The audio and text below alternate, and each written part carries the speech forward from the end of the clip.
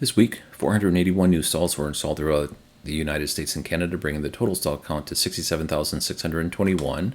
I also updated this gauge icon that shows 37.57% complete, going towards the 2030 goal of 180,000 as put out by the National Renewable Energy Laboratory's 2023 study.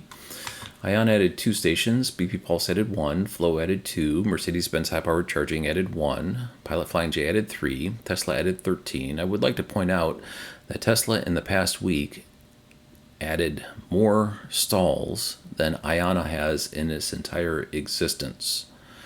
Just goes to show that the Tesla Supercharger team is operating on a completely different level. IONNA's goal is to get to 30,000 stalls by 2030. By that time, Tesla's Supercharger will have doubled that count easily, by my estimation, unless something dramatic happens.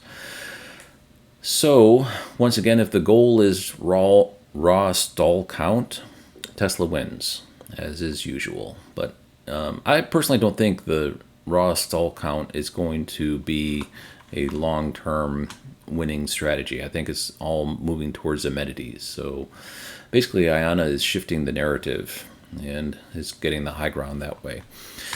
Sorry for the thought. All right, so back to the data. Electrify America added 1 station, ChargePoint added 15, EVgo added 1, EV Connect added 2, the Rivian Adventure Network added 2. Let's get into the data.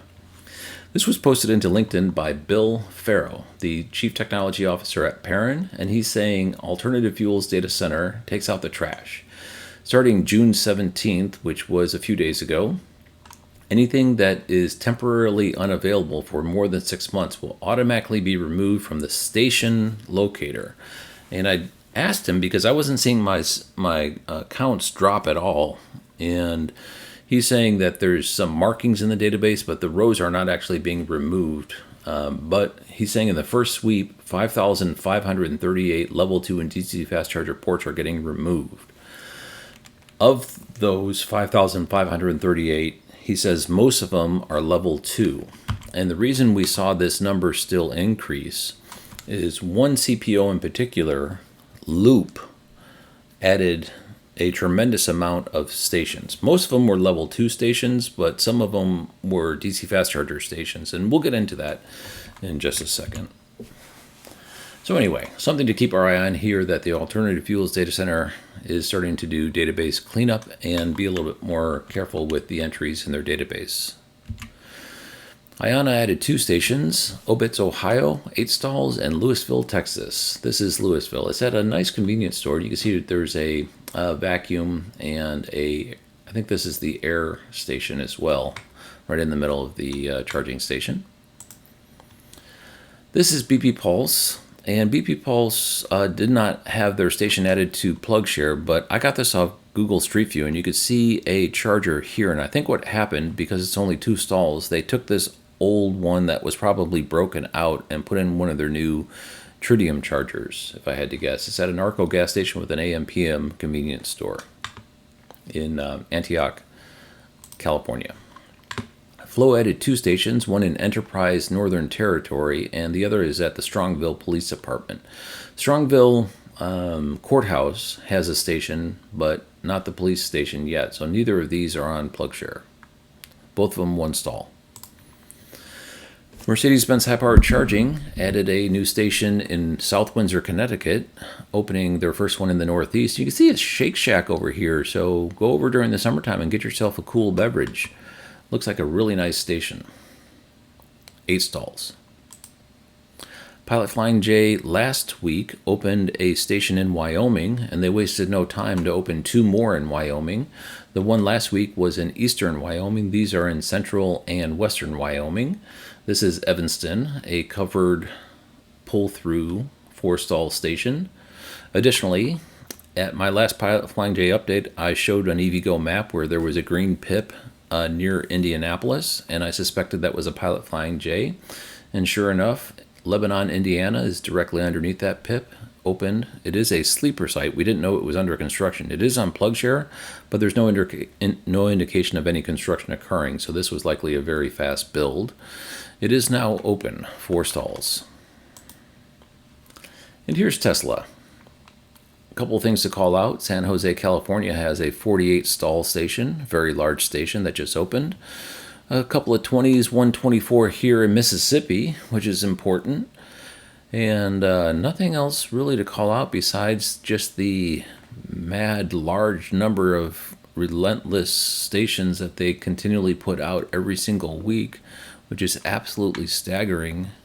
They've definitely figured out how to open electric vehicle charging stations in the United States and are doing so without relenting at all. This is the 48 stall one in San Jose, California, and I want to bring your attention over here to Sizzler. I didn't even know Sizzler still existed. What a blast from my childhood.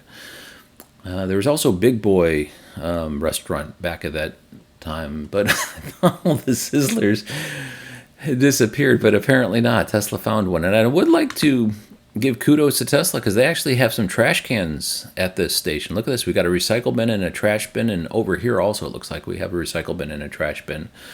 So all Tesla owners and other people who are charging at the station, feel free to put your waste in the proper receptacles, please.